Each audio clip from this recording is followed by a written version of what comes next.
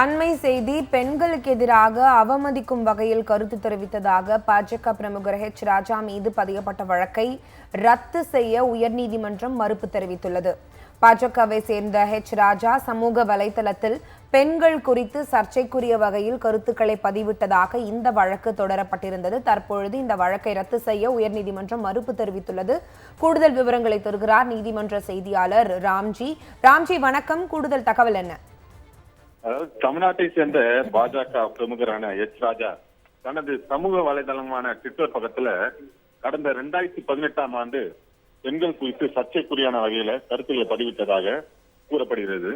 இது தொடர்பாக முன்னாள் அமைச்சர் அன்பியூ செல்வராஜ் உட்பட திமுக நிர்வாகிகள் ஈரோடு மாவட்ட காவல்துறையில அளித்த புகாரின் பேரில் ஈரோடு டவுன் காவல்துறை எச் ராஜா மீது பெண்களுக்கு எதிராக ஆபாசமாக பேசுதல், பொது அமைதியை சீர்குலைக்கும் நோக்கத்தில் செயல்படுதல், கலவரத்தை ஏற்படுத்தும் நோக்கில் செயல்படுதல் உள்ளிட்ட சட்டப்பிரிவுக்கு வழக்கு பதிவு செய்தார்கள்.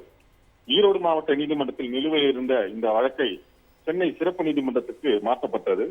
இந்த வழக்கை ரத்து செய்ய கோரி பாஜக பிரமுகரான எச் ராஜா தாக்கல் செய்த மனுவை விசாரித்த சென்னை உயர்நீதிமன்றம் வழக்கை 3 மாதங்களில் முடிக்க சிறப்பு நீதிமன்றத்துக்கு ஏற்கனவே உத்தரவு பிறப்பித்திருந்தது.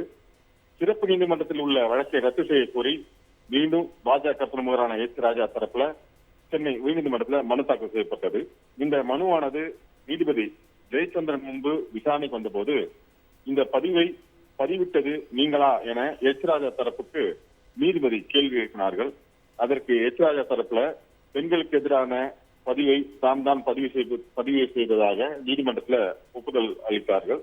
பின்னர் எச் ராஜாவுக்கு எதிரான வழக்கை ரத்து செய்ய மறுத்த நீதிபதி விசாரணையை எச் ராஜா சந்திக்க வேண்டும் என்று அறிவுறுத்தியும் எச் ராஜா தாக்கல் செய்த மனுவை தள்ளுபடி செய்து உத்தரவு பிறப்பித்திருக்காங்க.